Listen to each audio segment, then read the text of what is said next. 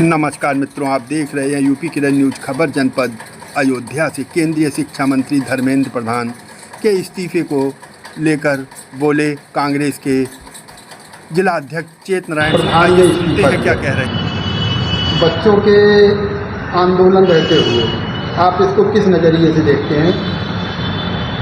यह केंद्रीय शिक्षा मंत्री बहुत ही फेलोर रहे।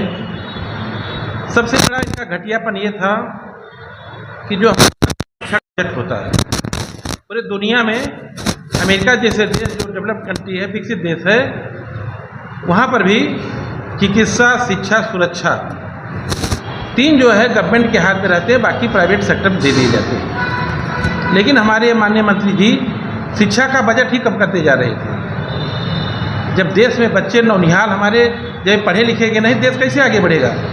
देश की स्थिति ये हो चुकी थी कि बेसिक के जो हमारे कॉलेज हैं, सरकारी कॉलेज हैं, बंद किए जा रहे हैं। Intermediate college CBSE board, ICSE, ये तो प्राइवेट लोग चलाते हैं, विधायक लोग चला रहे हैं, सांसद लोग चला रहे हैं, धन कमाने के लिए चलाते हैं। लेकिन उत्तर प्रदेश में यूपी बोर्ड के जो विद्यालय हैं, आज उनके अंदर में जो भी टीचर काम कर रहे हैं, उनके साथ भी दो मुँहा बर्ताव ये कर रहे हैं। इनकी मंशा ये है कि पूरी की पूरी शिक्षा व्यवस्था ट्रिपल-P पे चला जाए, पूरी तरह से प्राइवेटकरण हो जाए। जो गरीब लोग हैं वो फिर अपने बच्चे को नहीं पढ़ा पाएंगे।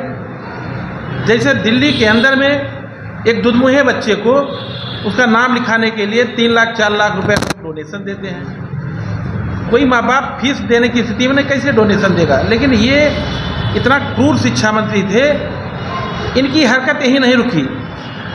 देश के अंदर में चाहे नीट की परीक्षा हो, चाहे सीबीएसई की परीक्षा हो, चाहे नेट की परीक्षा हो, सारे पेपर्स आउट हो रहे थे।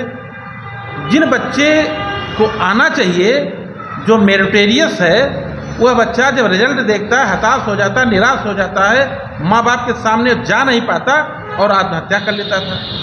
वो समझ नहीं पा रहा था कि कैसे हमारा परीक्षा फल हमारे अनुकूल नहीं आया। इन्हीं चीज़ों को लेकर के बच्चे इतना निराश थे, उन्होंने अपना एक ग्रुप बना करके घेरने का प्रयास किया। कांग्रेस पार्टी शुरू से इस बात का विरोध कर रही है कि यह शिक्षा मंत्री कार्य ठीक से नहीं कर रहे हैं। जितनी यूनिवर्सिटियां हैं इस देश की, सब में संघ के लोगों को वाइस चांसलर के रूप में बैठाया जा रहा है। जब वाइस चांसलर संघ ही होगा तो उसके द्वारा नियुक्त किए हुए जो टीचर्स होंगे, प्रोफेसर्स होंगे, वो भी संघ के होंगे। पूरी शिक्षा व्यवस्था एक हाथ में मजाक बन के रह जाएगी। इन्होंने जितना भी पेपर आउट किया है, वह हो सकता है कि अपने आका के कहने पर किया हो, क्योंकि इनके आका माने प्रधानमंत्री जी इनका सहयोग कर रहे हैं।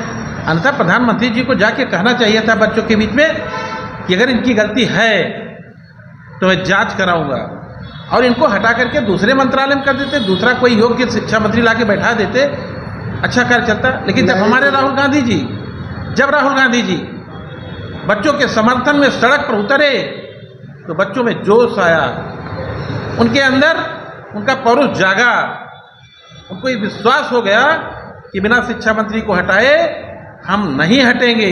इसलिए राहुल गांधी जी के नेतृत्व में जब कारवां आगे बढ़ा तो यही शिक्षा मंत्री इस्तीफा देकर के भाग गए। नए शिक्षा मंत्री से क्या अपेक्षा करते हैं?